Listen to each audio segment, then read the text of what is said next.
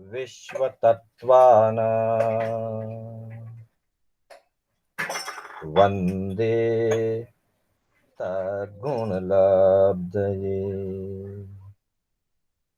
वन्दे तद्गुणलब्धये।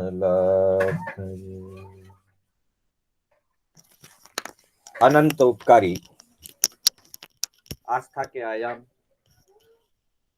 चरम तीर्थंकर श्रमण भगवान महावीर को वंदन। प्रभु की परंपरा में विचरण करने वाले समस्त चारित्रात्माओं को वंदन। आत्मबंधुओं, सुशील माताओं एवं बहनों, श्री कर्नाटक जैन स्वाध्याय संघ बैंगलोर के तत्वावधान में आयोजित जीवन निर्माण की इन विशेष कक्षाओं में मैं शांतिलाल बोहरा आप सभी का हार्दिक स्वागत एवं अभिनंदन करता हूं। बंधुओं, हमारी कक्षा जीवन और हित शिक्षा विषय पर चल रही है। पूर्व में हमारे इसके 10 चरण हो चुके हैं, 10 कक्षाएं हो चुकी है। आज हम इसकी 11वीं कक्षा में प्रवेश कर रहे हैं। बंधुओं, जीवन शिक्षाओं पर ही टिका हुआ है।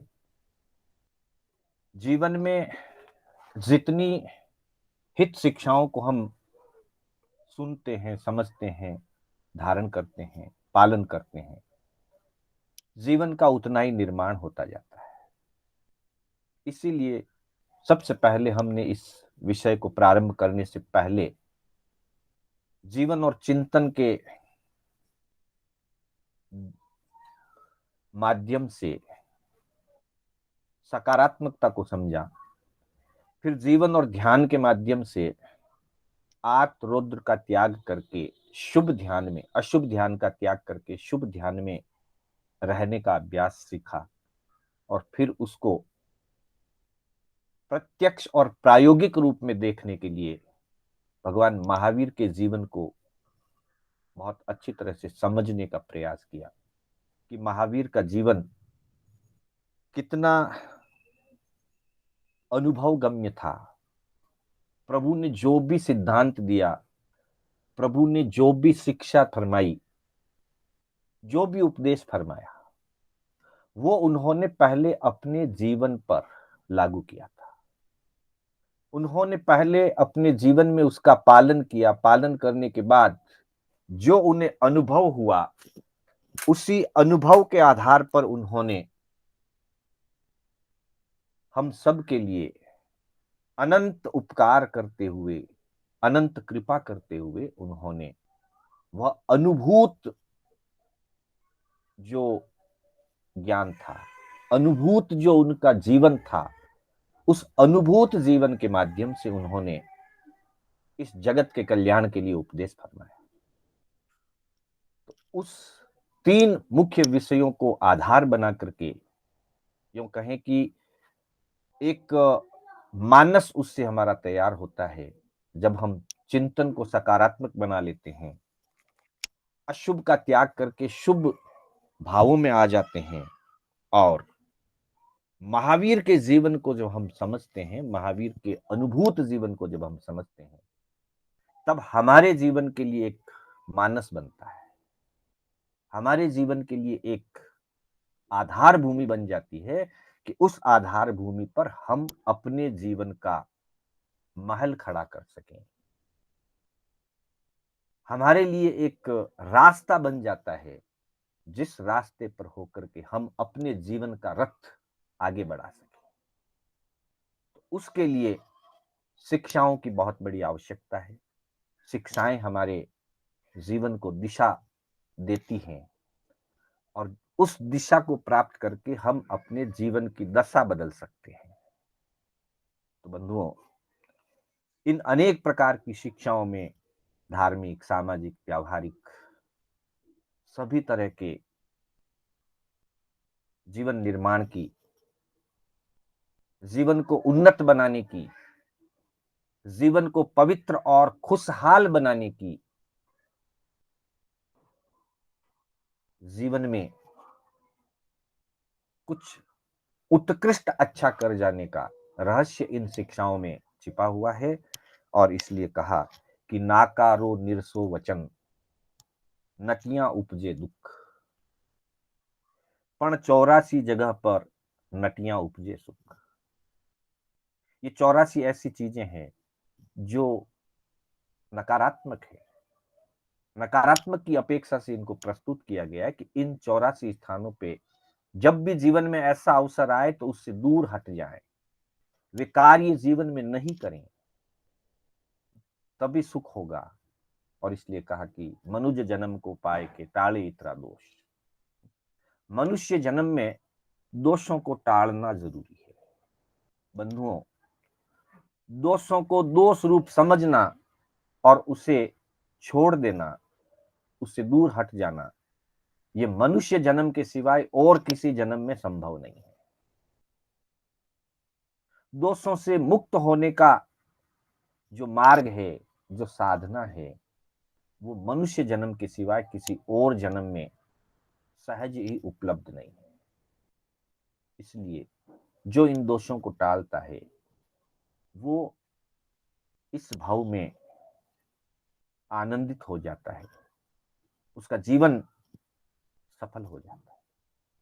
और सबसे बड़ी बात बंधुओं ये है कि वर्तमान में हम जैसा जीते हैं, वर्तमान भाव में हम जिस प्रकार का जीवन जीते हैं, अगला भाव हमारा उसी का रिफ्लेक्शन होता है। वर्तमान अगर नहीं सुधरा और कोई ये सोचे कि मैं धर्म आराधना करके, क्रिया आराधना करके, पहले तो वर्तमान अगर नहीं सुधरा तो वास्तव में धर्म आराधना या क्रिया आराधना होती ही नहीं है। निश्चय में तो होती ही नहीं है। व्यवहार में कोई कर भी ले, परंतु अगर वर्तमान निर्मल नहीं हुआ, वर्तमान सातामय नहीं हुआ, वर्तमान खुशहाल नहीं हुआ, तो निश्चित मान के चलिए भविष्य उज्जवल नहीं हो सकता है। वर्तमान को सुधारे बिना भविष्य सुधर नहीं सकता है। इसलिए कहा कि दोषों को जो टालता है उसका वर्तमान सुधर जाता है, और जिसका बंधुओं वर्तमान सुधर जाता है उसका भविष्य अपने आप सुधरता है, भविष्य उसका अपने आप निर्मल हो जाता है। तो इसके संदर्भ में 84 हित शिक्षाओं की चर्चा हमारे महापुरुषों ने की है। हम एक बार उनका उच्चारण करें। हर कक्षा में इसका उच्चारण करने का उद्देश्य यही है कि ये हमारे मन में संस्कारित हों, ये हमारे मन के अंतर में उतरें, क्योंकि शिक्षा है ये। और शिक्षा का नियम है पुनरावर्तन। पुनरावर्तन के बिना, रिवीजन के बिना शिक्षा हृदयंगम नहीं होती है। रिवीजन के बिना शिक्षा जीवन में नहीं उतरती है। इसलिए हम प्राय हर कक्षा में इनका पुनः पुनः पारायण करते हैं, पुनः पुनः इसका उच्चारण करते हैं। आप भी साथ में उच्चारण करते रहिए, म्यूट रहते हुए साथ में उच्चारण करते रहिए, तो निश्चित ही ये हमारे जीवन में संस्कारित होंगी। क्योंकि शिक्षा का नियम है। हमारे पुराने संत एक सूत्र फरमाया करते हैं, घोची पूली। शिक्षा का नियम है घोची पूली, अर्थात पहले उसको घोकना, बार बार पढ़ना, घोकना। दूसरा उसका नियम है ची, यानी चिंतन करना। बार बार पढ़ने के बाद एकांत में बैठ करके शांत मन से उस पर चिंतन करना कि क्या आशय है, किस अपेक्षा से ये बात कही गई है, किस संदर्भ से ये बात कही गई है, चिंतन करना। गो ची, फिर पू, पू यानी पूछना। चिंतन जब करेंगे, चिंतन करते समय कुछ न कुछ जिज्ञासाएं जरूर खड़ी होगी, जरूर खड़ी होगी। कुछ शंकाएं प्रकट होंगी, उन शंकाओं का पूछ करके जिज्ञासाओं का समाधान करना। और जब समाधान हो जाए, अच्छी तरह से घोक लिया, चिंतन किया, चिंतन करने के बाद कोई जिज्ञासा हुई तो उसका समाधान कर लिया, तब वो धारणा बन जाती है, तब वो निश्चित रूप से हमारे में संस्कारित हो जाता है। जो निर्धारित हो गया, संस्कारित हो गया, धारणाबद्ध हो गया, उसको ली यानी लिख लेना। अर्थात 4 चरण से जब गुजरता है व्यक्ति शिक्षा के क्षेत्र में, तब वो शिक्षा को संस्कारित कर पाता है, उसको धारणा रूप बना पाता है। घो ची पू ली, घोकना, चिंतन करना, पूछना और फाइनल में उसको लिख लेना। हम कोशिश यही कर रहे हैं। अभी आप सुनते हैं, सुनते समय साथ में इन शिक्षाओं का उच्चारण करते हैं तो घोकना हो जाता है। फिर बाद में कक्षा के बाद बैठ करके थोड़ा चिंतन करिए, उसमें कोई जिज्ञासा आए तो पूछिए। और उसके लिए हम एक ऐसा भी क्रम चला रहे हैं कि प्रति रविवार की एक जो कक्षा हमारी होती है, इसके माध्यम से एक प्रश्न मैं आपको भेजता हूं, ताकि आपसे मैं पूछूं, आपको नहीं समझ में आए तो फिर आप मेरे से पूछें और फिर उसका उत्तर लिख करके भेजें। तो लगभग चारों चरण, घोकना, चिंतन करना, पूछना और लिखना, सब होता रहे, तब हमारे जीवन में ये शिक्षाएं अंतर में उतरेंगी।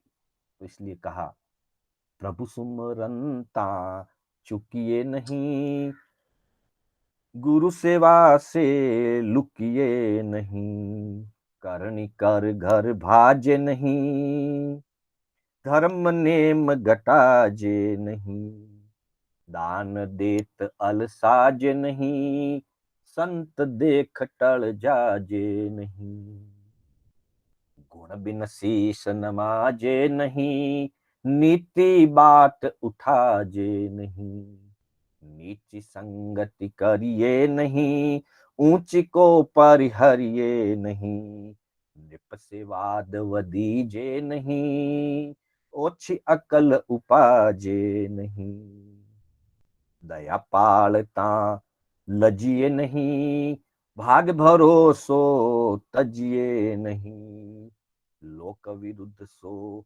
कीजे नहीं, दान ओक फिर लीजे नहीं, दान दे पछताजे नहीं, गुरु को ज्ञान लजाजे नहीं, आन आसरो लीजे नहीं, न्याय अदल बिन कीजे नहीं, परमारथ से मुड़ जे नहीं, उजड़ मार्ग खड़ जे नहीं, मन को मान्यो कीजे नहीं, दगा किसी को दीजे नहीं, सामी सांझ थी सोजे नहीं, सोग भया से रोजे नहीं, रण में पूठ दिखाजे नहीं, हाथा कुबर घटाजे नहीं, अणछाणियों झल पीजे नहीं, कुजस किसी को लीजे नहीं,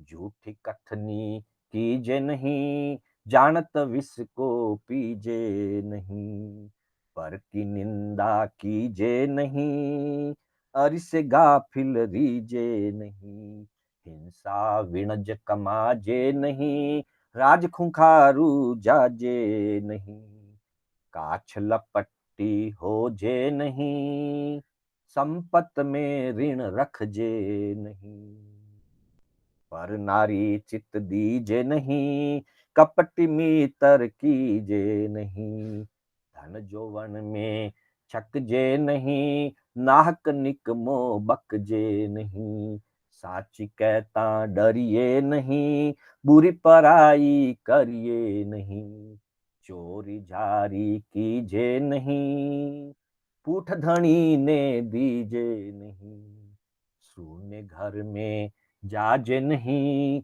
जग में बुरो के वाजे नहीं, सूने घर में जाजे नहीं, बुरो जग में के वाजे नहीं।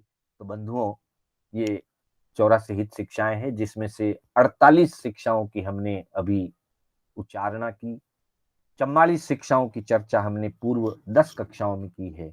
आज की कक्षा में हम संभवतः 45, 46 और 47, 48 इन 4 शिक्षाओं की चर्चा करेंगे।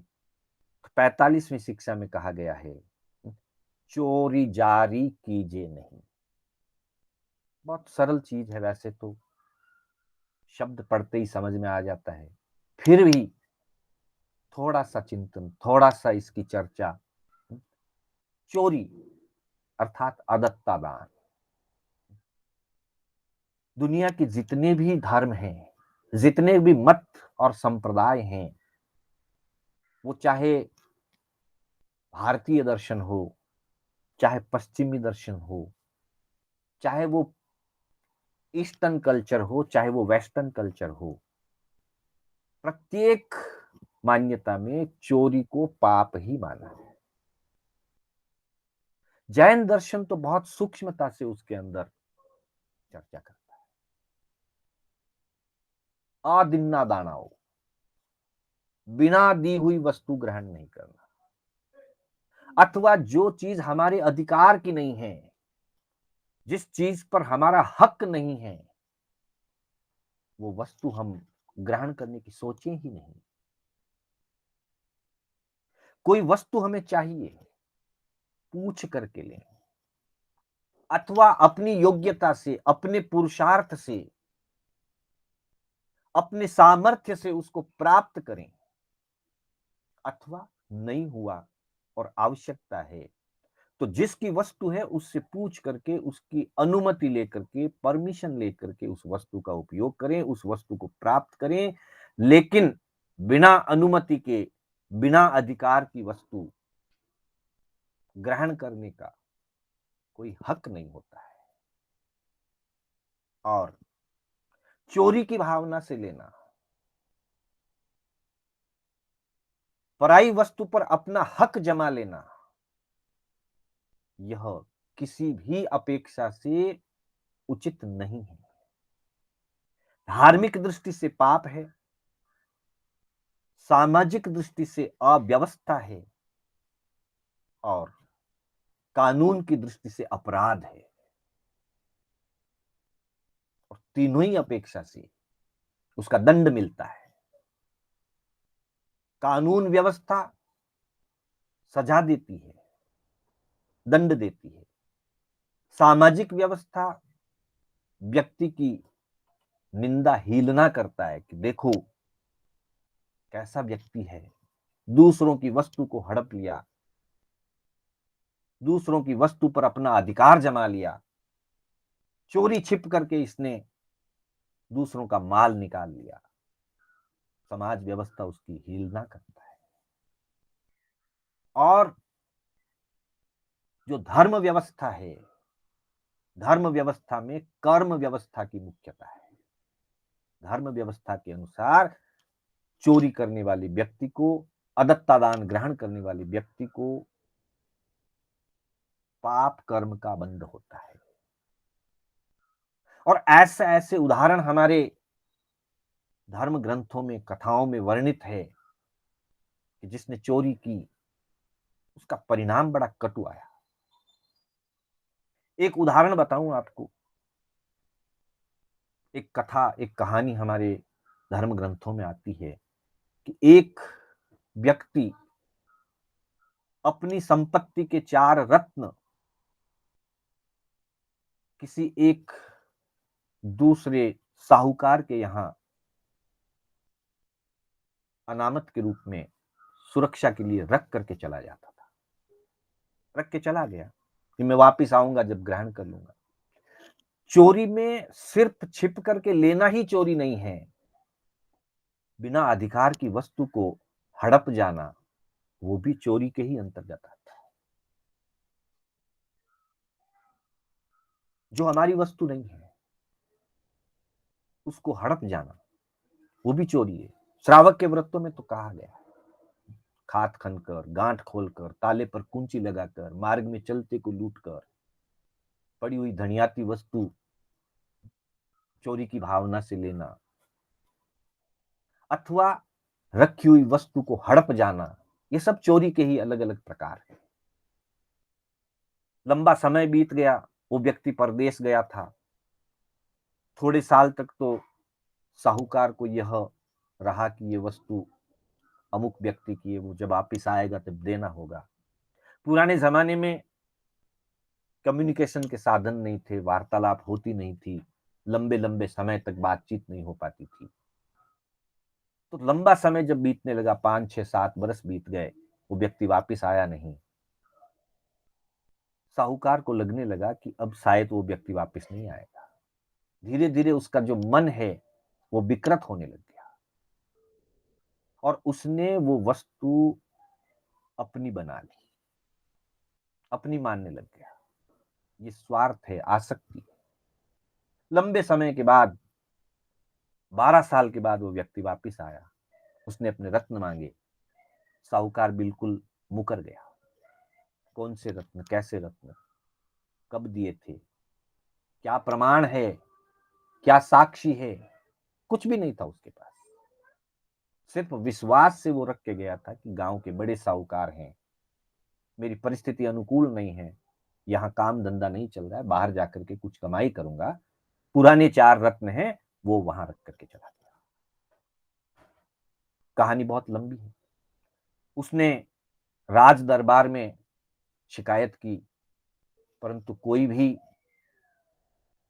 सबूत, साक्षी, लिखा पढ़ी कुछ भी प्रमाण नहीं था, इसलिए वो रत्न उसको मिल नहीं पाए। और सेठ बड़ा खुश हुआ, साहूकार बड़ा खुश हुआ, मैंने इसके रत्न मार लिए और कानून व्यवस्था में भी मुझे किसी प्रकार से कोई अड़चन नहीं आई। बंधुओं, हो सकता है वर्तमान का कानून और वर्तमान की समाज व्यवस्था से कदाचित हम बच भी जाएं, पर कर्म व्यवस्था से नहीं बच सकते। कहते हैं वो व्यक्ति उस दुख में पागल हो गया, पागल होकर के मृत्यु हुई, मृत्यु होकर के सांप बना।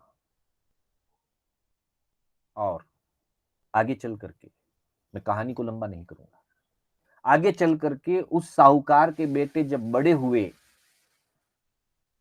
शादी होकर के आते थे, और ठीक उसी समय वह सांप घूमता फिरता वहां आता और दरवाजे में प्रवेश करते समय उस युवक को डस जाता और उसकी मृत्यु हो जाती। ज्ञानीजन हमें इस कथा के माध्यम से शिक्षा देते हैं कि उस साहूकार ने चोरी की भावना से, स्वार्थ बुद्धि से दूसरे की संपत्ति को हड़प लिया, रत्नों को हड़प लिया। वो तो द्रव्य रत्न थे, पर उसके एवज में ऐसे कर्मों का बंधन हुआ कि उन कर्मों के उदय स्वरूप उस साहूकार को अपने पुत्र रत्न खोने पड़े। 1 2 3, 3 पुत्र उसके मौत के घाट उतर गए। सारी दुनिया में खबर फैली कि क्या बात है, अब चौथे पुत्र की कोई सगाई करने के लिए तैयार नहीं, अपनी बेटी देने के लिए तैयार नहीं। फिर भी एक लड़की, एक युवती धर्म कर्म को जानने वाली, वो तैयार हुई कि मैं विवाह करने के लिए प्रस्तुत हूं। विवाह हुआ, उसका भी प्रवेश का समय आया, गृह प्रवेश का समय आया। नववधु को घर में लेने के समय उसने पहले से ही तैयारी कर रखी थी। दूध का कटोरा साथ में रखा। जैसे ही वो सर पाया, दूध का कटोरा रखा, हाथ जोड़ करके क्षमा याचना करी कि हो सकता है हमारे परिवार से कोई गलती हुई हो, क्षमा याचना करती हूं। आप जो भी हैं, आपका जो भी बदला है, अब आप उसे मुक्त कर दें। कहते हैं कि उसके बाद उस सेठ ने स्वीकार किया कि हां, मैंने 4 रत्न दबा लिए थे। पुनः वो सेठ उस सेठ के पुत्रों के पास जाके, परिवार पे जाकर के वो रत्न दे करके आया, अपनी गलती सुधारी। लेकिन यह उस योग्य धर्म कर्म की ज्ञाता उस बहू के कारण हो पाया और चौथा पुत्र बच गया, वरना चारों भी जा सकते थे। तो ये कथा है, प्रसंग है रूपक कह सकते हैं हम इसको। ज्ञानियों ने हमें समझाने के लिए यह रूपक दिया है। और जारी का मतलब होता है परिस्त्री गमन। चाहे बड़ी चोरी है और चाहे जारी है, ये दोनों ही बड़े पापों की गिनती में आते हैं, बड़े पाप हैं। और 7 कुव्यसन है। ज्ञानियों ने इसको नरक का दरवाजा कहा है। जुआ खेलन, मांस भक्षण, वेश्या, मद्य शिकार, चोरी, पर रमणी रमन, 7 नरक द्वार। कोई व्यक्ति जुआ खेलता है, कोई मांसाहार करता है, वेश्यागमन करता है, मद्य यानी शराब पान, मदिरा पान करता है, या शिकार शिकार खेलता है, निर्दोष मूक प्राणियों को अपने मनोरंजन के लिए और अपनी वीरता दिखाने के लिए मारता है, ये सब कुव्यसन है। और उसके साथ ही 6ठे नंबर पे चोरी और 7वें नंबर पे पर रमणी रमण। ये सभी कुव्यसन है। और ज्ञानी जन फरमाते हैं कि ये 7 ही नरक द्वार हैं, ये सब नरक के दरवाजे हैं। अतः इनसे बचना आवश्यक है। जो व्यक्ति इनसे बचता है, इन 7 से जो बचता है, वो अपने लिए आगामी जन्म में नरक के दरवाजे बंद कर लेता है, अर्थात दुर्गति से बच जाता है। इसलिए कहा चोरी जाति करके नहीं। न तो चोरी की भावना से किसी बिना हक की वस्तु को ग्रहण करना नहीं है, और परिस्त्री की तरफ तो आंख उठा करके देखना नहीं है। तभी हम दुर्गति से बच सकते हैं, चोरी जारी करके नहीं। उसके बाद 46वीं गाथा में कहते हैं, 46वीं शिक्षा जो है, पूठ धनी को दीजे नहीं। अर्थात पूठ का मतलब है पीठ, और धनी का मतलब होता है मालिक। अलग अलग अपेक्षा से धनी के अनेक अर्थ निकलते हैं। मुख्य रूप से मारवाड़ी शब्द है ये धनी, जो मालिक के लिए कहा जाता है। पति के लिए भी धनी शब्द का प्रयोग होता है।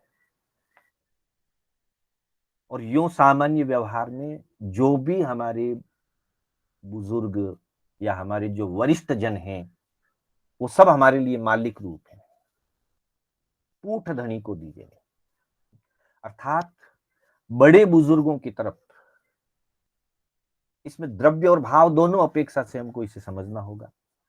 द्रव्य अपेक्षा से यह अर्थ है कि हम अपने बड़े बुजुर्ग, माता पिता, गुरुजन, अपने मालिक, उनकी तरफ पीठ करके नहीं बैठे। ये इसका द्रव्य से अर्थ है, व्यवहार से ये अर्थ है। ये लोकोपचार विनय की अपेक्षा से कहा गया। विनय के 7 भेद बताए गए हैं, उसमें एक लोकोपचार विनय है।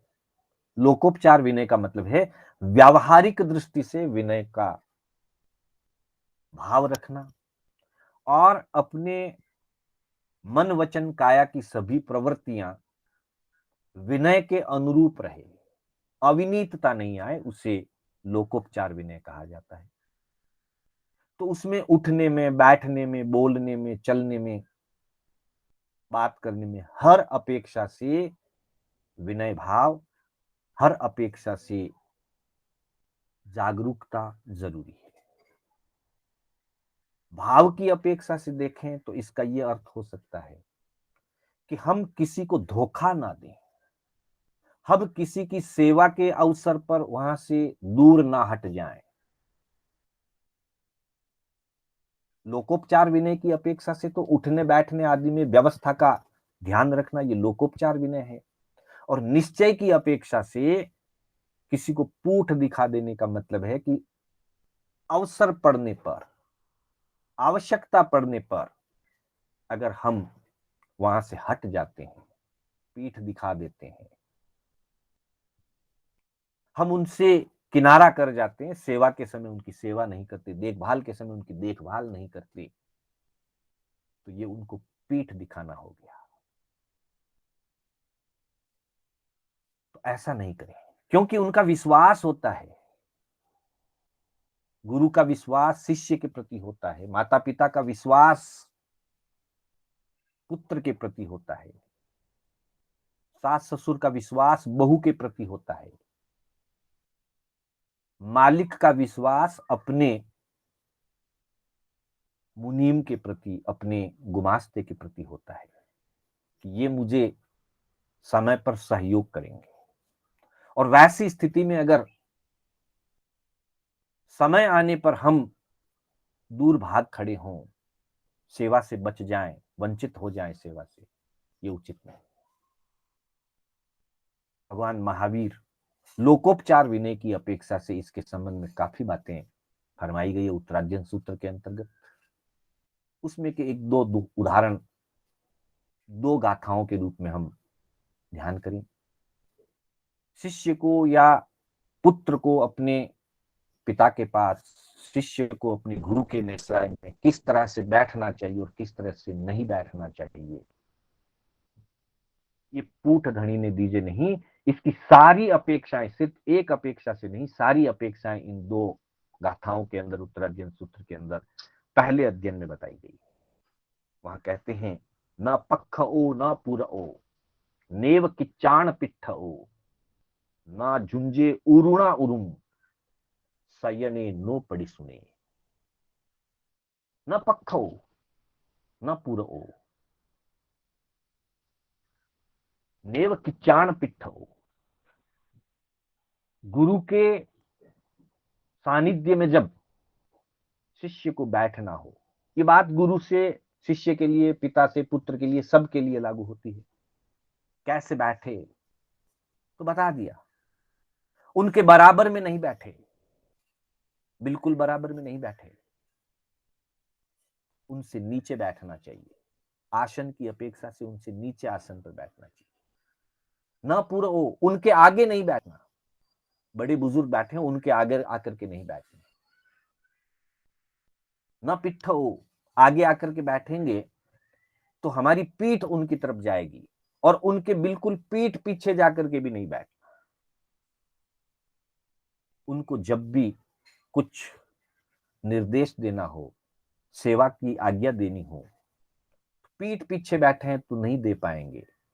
उनके बिल्कुल आगे आकर के हम अपनी पीठ उनके पीछे करके बैठ जाएं, यह भी व्यवहार में उचित नहीं है।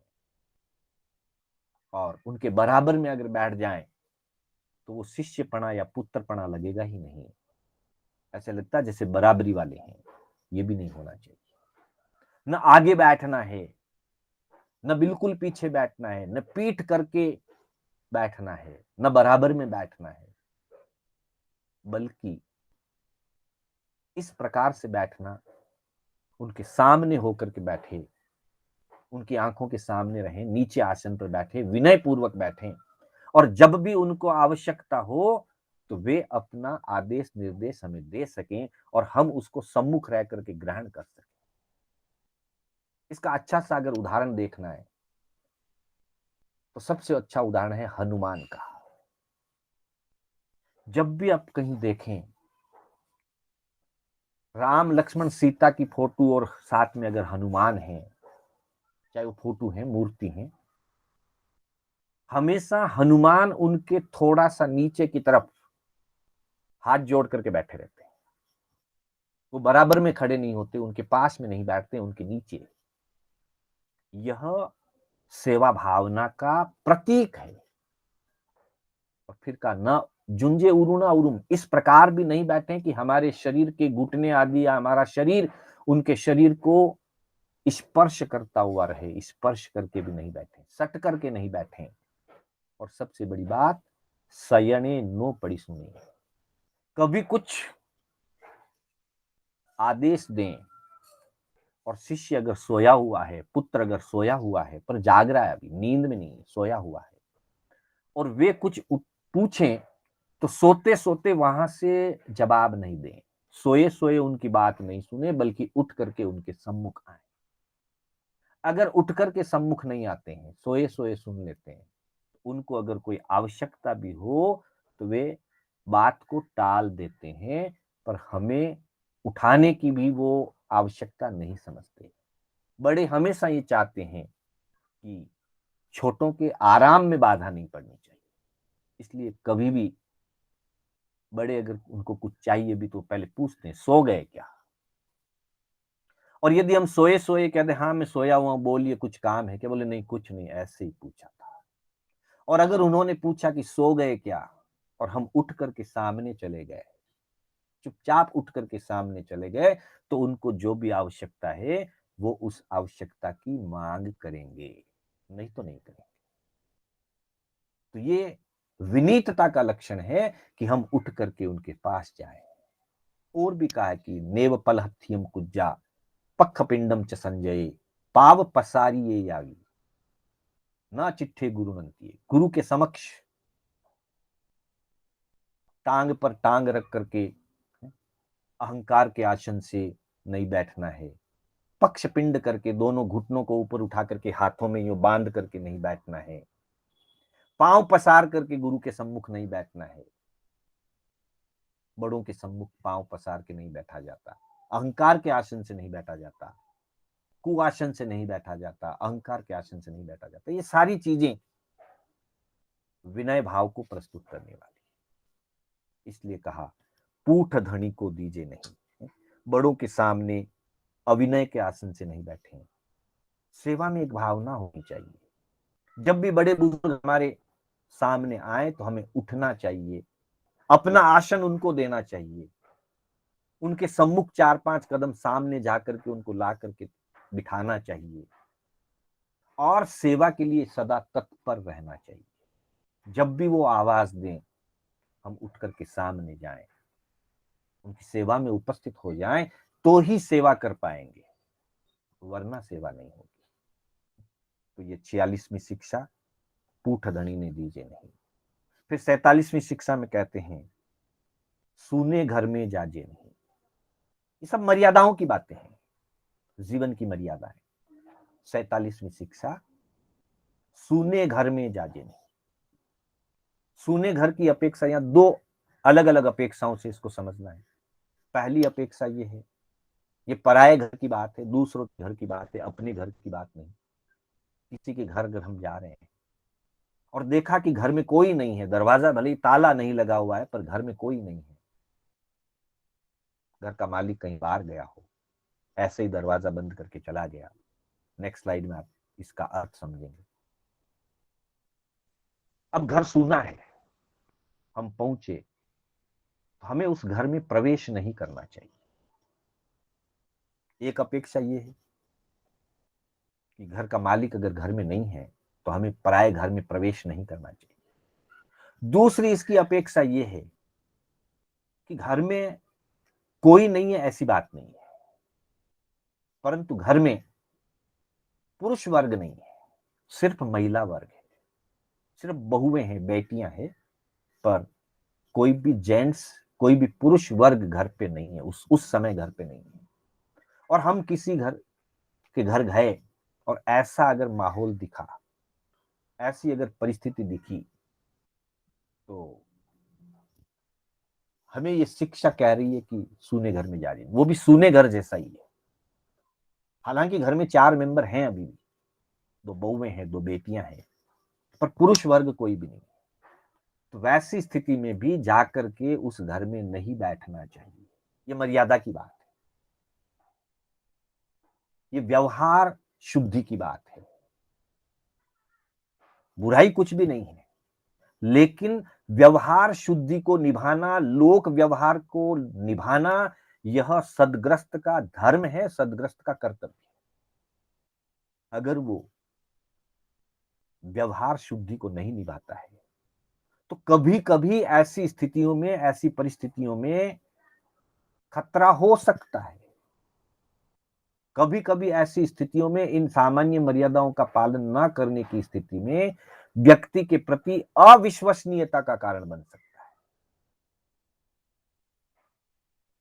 हम सूने घर में चले गए, ध्यान नहीं रखा, 5-7 मिनट बैठे रहे, कोई नहीं आया, फिर उठ करके वापस आ गए।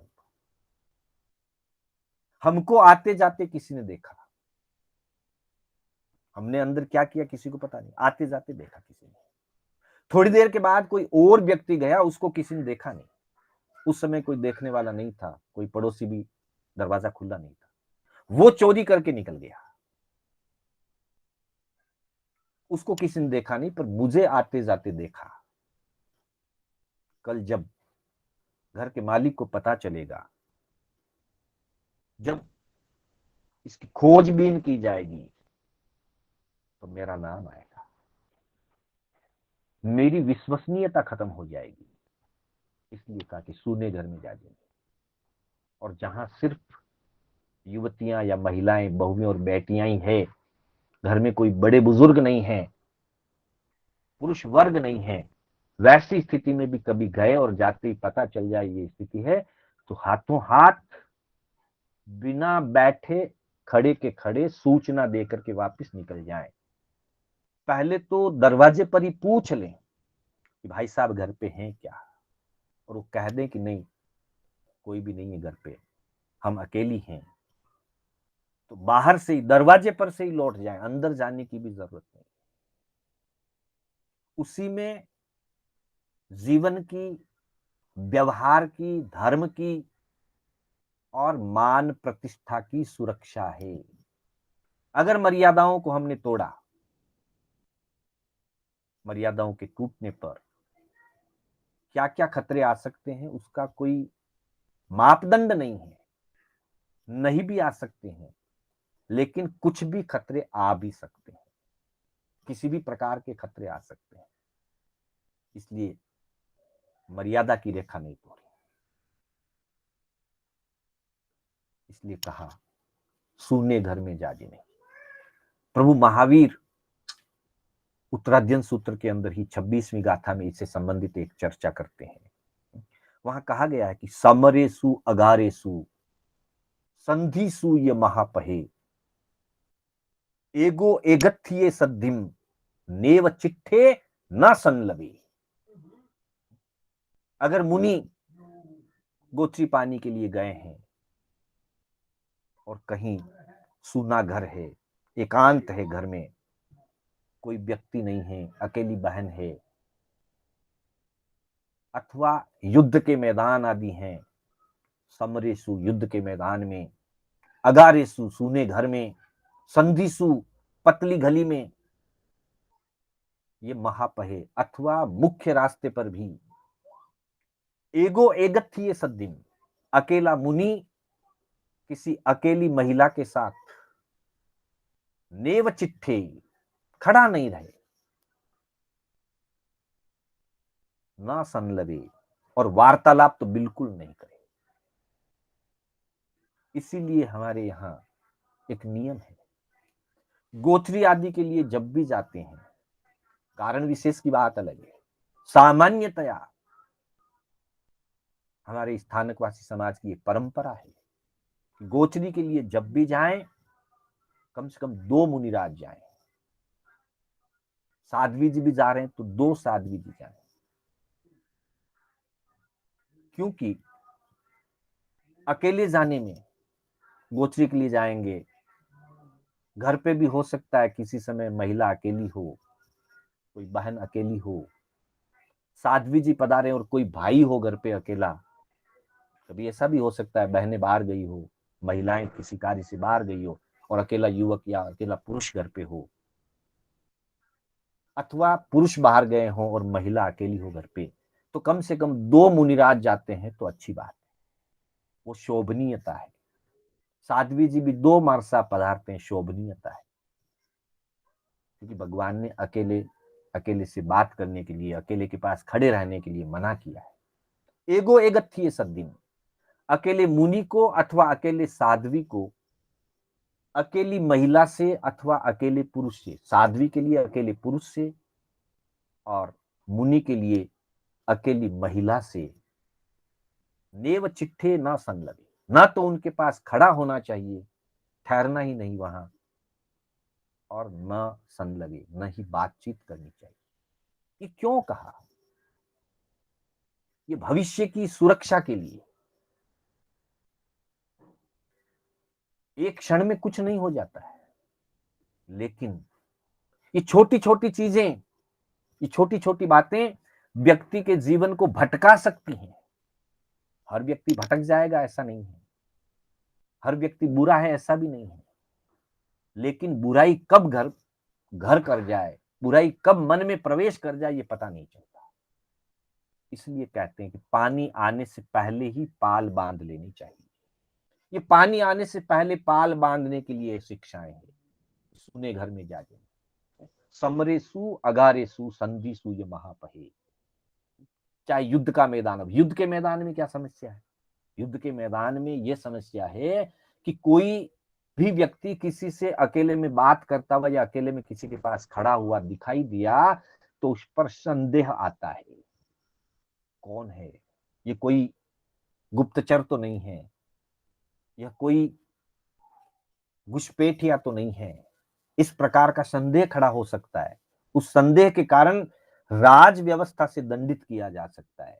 इसलिए कहा युद्ध के मैदान में, सूने घर में, पतली घड़ी में छोटी संधि होती है कहीं, इसलिए पहले तो कह दिया कि मुख्य रास्ते से आए, थोड़ा चक्कर भी पड़े कोई बात नहीं, शॉर्टकट नहीं चाहिए। अब दूसरा रास्ता ही नहीं है, ऐसी कोई स्थिति है पतली गली में, या तो जाए नहीं, जाने का कोई कारण बन गया तो खड़ा नहीं रहे एक मिनट और किसी अकेले अकेले के पास खड़ा होकर के बातचीत ना करे। एगो एगत्य सद्दिम नेव चिट्ठे न संदेह। ये सब लोकोपचार विनय और व्यवहार विनय की बातें हैं जो जीवन को सुरक्षा प्रदान करती है। और उसके बाद 48वीं गाथा, 48वीं शिक्षा में कहते हैं, जग में बुरो के वाजे नहीं। अर्थात ऐसा कोई भी कार्य, चाहे वो मर्यादा भंग का काम है, असत्य वाणी है, चोरी है, अपने नियमों को तोड़ना है, व्यवस्थाओं को भंग करना है, अथवा छल कपट करना है, कोई भी चीज, कोई भी बुरा कार्य व्यक्ति को संसार में बुरा बना देता है। इसलिए कहा कि जग में बुरो के वाजे नहीं। किसी भी अपेक्षा से कोई भी ऐसा कार्य जीवन में हम ना करें, हर जगह हम सावधान रहें, हर जगह हम जागरूक रहें, ताकि किसी को उंगली उठाने का अवसर ना मिले। बुरा कहलाने का मतलब यही है कि लोग हमारे लिए उंगली उठाए कि देखो कैसा व्यक्ति है और कैसा काम करता है, इसका परिवार कैसा, इसके बड़े बुजुर्ग कैसे, इसका कुल खानदान कितना अच्छा था और आज ये क्या कर रहा है। ऐसा जो उंगली उठाने का काम है, या जो व्यक्ति की बुराई जहां बोलने के अवसर बन सकते हैं, ऐसे सभी कार्यों से बचना चाहिए, वरना बदनामी होते देर नहीं लगती। एक दुर्घटना, एक गलती, बड़ी गलती व्यक्ति के जीवन भर की अच्छाइयों के ऊपर पानी फेर सकती है। जीवन भर की अच्छाइयों को एक बड़ी बुराई, एक बड़ी गलती के जीवन को धूमिल कर सकती है। इसलिए हर जगह सावधान रहने की जरूरत है। किसी भी स्थिति में ऐसा कार्य नहीं करें कि बदनामी हो जाए। इसको कहते हैं, आगम की अपेक्षा से इसको कहते हैं परिणामदंशी। व्यक्ति को परिणामदर्शी बनना चाहिए। कोई भी कार्य करने से पहले सोचना चाहिए, चिंतन कर लेना चाहिए कि इसका क्या परिणाम निकलेगा। मेरी बदनामी हो सकती है, कर्मों का बंधन होगा, मेरी विश्वसनीयता खत्म हो जाएगी। नहीं, मुझे ऐसा काम नहीं करना है, क्योंकि एक बार अगर ऐसा हो जाए तो दोबारा फिर व्यवहार निभना मुश्किल होता है, विश्वसनीयता कायम होनी बड़ी मुश्किल हो जाती है। और किसी अपेक्षा से कहा है कि बद अच्छा बदनाम बुरा। एक बार बुरा व्यक्ति उतना बुरा नहीं होता है, उससे भी ज्यादा बदनामी अगर हो जाए तो बुराई से भी ज्यादा बुराई हो जाती है। बुराई छोटी भी हो सकती है, उसको हाथों हाथ सुधारा जा सकता है, लेकिन अगर बदनाम हो गया तो फिर सुधरना मुश्किल है। पहली बात तो ये कि व्यक्ति बुरा काम ही ना करे, कदाचित कोई गलती होगी तो हाथों हाथ सुधार लें, वहां तक तो फिर भी सुधार हो सकता है। लेकिन अगर बदनामी हो गई, बड़ी बुराइयां की, बार बार बुरे काम किए, बदनाम हो गए, बदनाम होने के बाद फिर कहीं कोई स्थान नहीं मिलेगा। संत कबीर ने कहा है, फेर न वे हैं कपट सो जो कीजे व्यवहार, कबीर हांडी काठ की चढ़े न दूजी बार। बहुत अच्छी अनुभव की बात कही है कि अगर हम कोई भी व्यवहार करते हैं और कपटपूर्ण अगर व्यवहार करते हैं अथवा जीवन में कोई भी गलत कार्य करते हैं, तो फिर उनके साथ दूसरी बार व्यवहार नहीं हो सकता। एक बार हो सकता है, एक बार कपटपूर्ण व्यवहार कोई कर ले किसी के साथ, फिर दोबारा उसको व्यवहार करने का मौका नहीं मिला जाएगा। क्योंकि कबीर कहते हैं, कबीर हांडी काठ की चढ़े न दूजी बार। बहनें रसोई बनाती हैं, पुराने जमाने में मिट्टी की हांडी का उपयोग होता था, चूल्हे पर मिट्टी की हांडी से भोजन बनाया जाता था। बाद में धीरे धीरे धातुओं के बर्तन बनने लगे, पीतल के, स्टील के, लोहे के, जो भी है, चांदी के।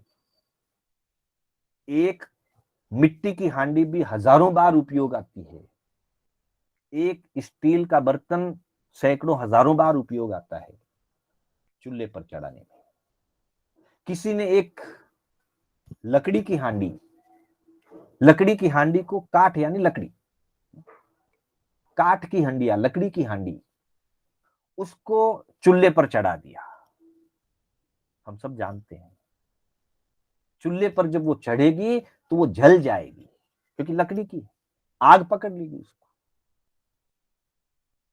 अब जो हांडी लकड़ी की उसने चढ़ा दी चूल्हे पर, माटी की हांडी सैकड़ों बार वापस चूल्हे पर चढ़ाई जा सकती है, बार बार चढ़ाई जा सकती है, वो सही व्यवहार है। लेकिन लकड़ी की हांडी अगर चढ़ा दी तो वो तो जल जाएगी, दूसरी बार उपयोग नहीं आएगी। तो कपटपूर्ण व्यवहार या कोई भी बद कार्य काठ की हांडी पर चूल्हे की आग के समान है। जैसे चूल्हे की आग पर काठ की हांडी चढ़ा दी, जल जाएगी, दोबारा उपयोग नहीं होगी, वैसे ही कपटपूर्ण व्यवहार एक बार कर सकते हो, एक बार किसी को धोखा देकर के ठग सकते हो, एक बार किसी से ठग करके कुछ प्राप्त किया जा सकता है, लेकिन उस व्यक्ति के साथ वह दोबारा व्यवहार नहीं करेगा। इसलिए कहा कि फेर न वे हैं कपट सो जो कीजिए व्यवहार, कपटपूर्ण व्यवहार जो किसी के साथ किया तो फिर नहीं होगा दोबारा। क्योंकि कबीर हांडी काठ की चढ़े न दूजी बार। कबीरदास कहते हैं कि ये व्यवहार, कपटपूर्ण व्यवहार काठ की हांडी के समान है, जो चूल्हे पर एक बार तो चढ़ सकती है और चढ़ते ही जल जाएगी, दोबारा नहीं चढ़ सकती। तो वैसे ही कपटपूर्ण व्यवहार दोबारा नहीं हो सकेगा, बदनाम हो जाएंगे, और बदनाम व्यक्ति के साथ कोई भी दोबारा व्यवहार नहीं करना चाहेगा। इसलिए कपटपूर्ण व्यवहार से या किसी भी प्रकार के बुरे कार्यों से व्यक्ति को बचना चाहिए। किसी भी रूप में ऐसे कार्य नहीं करें जिससे बदनामी हो जाए। बदनामी का ध्यान रखते हुए और अपने पवित्रता का ध्यान रखते हुए, दोनों अपेक्षा से, बाहर से बदनामी ना हो और अंदर से हमारी अपनी जो पवित्रता है वो नष्ट ना हो, हमारी उज्जवलता है वो मलिन ना हो। इन दोनों बातों का ध्यान रख करके हम कोई भी बुरा कार्य नहीं करें। तो आज हमने 4 शिक्षाओं की बात करी। चोरी जारी कीजिए नहीं, अर्थात न चोरी करें, न जारी करें। फिर मालिक को, गुरु को, आदि को धोखा नहीं दें, उनके सामने लोक व्यवहार में पीठ दिखा करके नहीं बैठें। सूने घर में नहीं जाएं, मर्यादाओं का ध्यान रखें और कोई भी बुरा कार्य ना करें।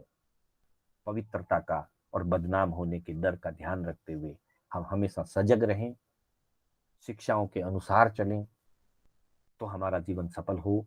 इसलिए कहा कि इण चल घत चाले सुगर, भलो कहे सब कोई, निश्चय इह परलोक में पल्लो न पकड़े कोई। बंधुओं, अगर हम इन शिक्षाओं का पालन करके चलते हैं तो निश्चित ही इस भाव में और पर भाव में दोनों जगह हमारी उन्नति ही उन्नति है। किसी प्रकार की बाधा जीवन में नहीं आएगी। छोटी मोटी बाधाएं आती भी हैं तो हम उन्हें सम्यक मार्ग से पार करेंगे, गलत तरीका नहीं अपनाएंगे, क्योंकि गलत तरीका अपनाने से जीवन का निर्माण नहीं होता है, जीवन का विकास नहीं होता है। दिखने में भले ही उपलब्धि दिखे पर वास्तव में हमारे गुणों का विनाश होता है, विकास नहीं होता। इसलिए विकास की दृष्टि को सामने रखते हुए हम इन महापुरुषों के द्वारा दी हुई शिक्षाओं का पालन करें। इन्हीं शब्दों के साथ मैं कक्षा को विराम देना चाहूंगा। मेरे बोलने में कोई स्खलना हुई हो अथवा जिनाज्ञा विपरीत कथन हुआ हो तो उसके लिए बारंबार मिच्छामि दुक्कडम।